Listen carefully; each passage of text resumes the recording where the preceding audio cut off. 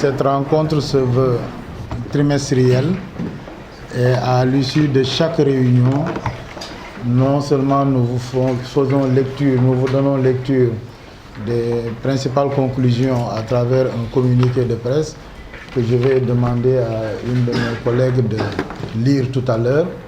Mais à la suite de la lecture de cette communication, nous nous prêterons à quelques questions de votre part pour assurer une meilleure vulgarisation, une diffusion de l'information.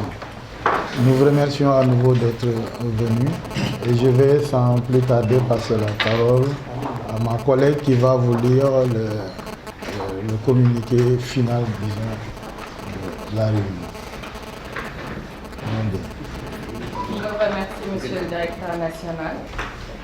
La rencontre entre le Directeur national de la BCEAO pour le Sénégal et l'Association professionnelle des banques et établissements financiers du Sénégal s'est tenue ce jour, 1er avril 2018, dans les locaux de l'agence principale, sous la présidence de M.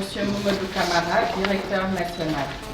Le premier point examiné a porté sur les préoccupations évoquées par les membres de l'association, notamment les difficultés fonctionnelles dans la gestion des incidents de paiement et les dépôts constitués par les banques auprès de la Caisse des dépôts et consignations en vue d'obtenir l'agrément de cautionnement pour les marchés publics.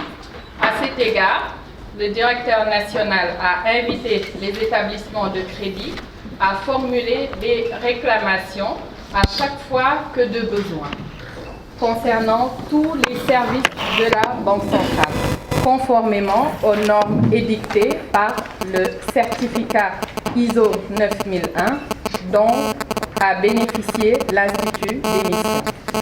Le deuxième point a été consacré à l'évolution du portefeuille clientèle des établissements de crédit, axé essentiellement sur l'analyse des risques de crédit et de contrepartie, ainsi que celle des conditions de banque appliquées à la clientèle et les nouvelles dispositions réglementaires. À ce titre, M.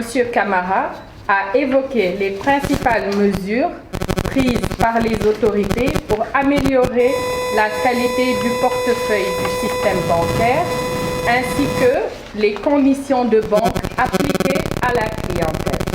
Le directeur national a cité, entre autres, la création des bureaux d'information sur le crédit, le relèvement du capital social minimum des établissements de crédit, la transition vers les normes internationales de supervision bancaire, à savoir BAL 2 et BAL 3, la mise en œuvre du dispositif de financement des PME-PMI et l'adaptation des concours accordés par la BCEAO aux besoins de financement du système bancaire. M. Camara a également relevé la mise en application des dispositions réglementaires à travers la vérification du paramétrage des nouvelles conditions de banque sur l'ensemble du réseau, le renforcement de la communication à l'égard du grand public, ainsi que le traitement des réclamations de la clientèle.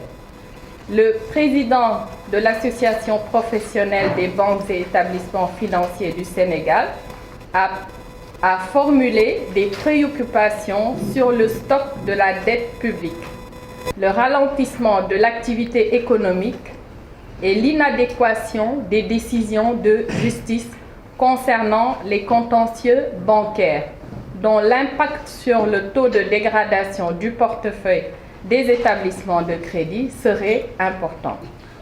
Le troisième point a porté sur la synthèse des conclusions du Conseil national du crédit au titre de l'année 2014, ainsi que sur une présentation des évolutions économiques et des perspectives au titre de l'année 2015.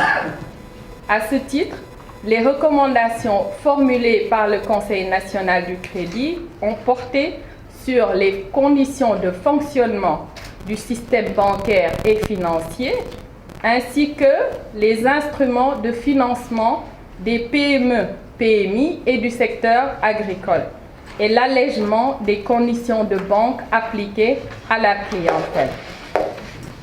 Le directeur national a relevé la consolidation de la croissance en 2014 à 4,6%, imputable à la bonne tenue du secteur tertiaire et à la légère consolidation du secteur primaire, ainsi que l'accélération projetée en 2015 du PIB à 5,4%, en rapport avec la mise en œuvre des projets du plan Sénégal émergent. Au terme de la session, le programme des rencontres au titre de l'année 2015 a été entériné. Les thèmes porteront principalement sur la fiscalité applicable aux activités financières, le démarrage du bureau d'information sur le crédit, la mise en œuvre du projet d'implémentation des dispositions BAL 2 et BAL 3, le cadre de dialogue entre les établissements de crédit et les systèmes financiers décentralisés, ainsi que la stratégie d'inclusion financière. Je vous remercie de votre attention.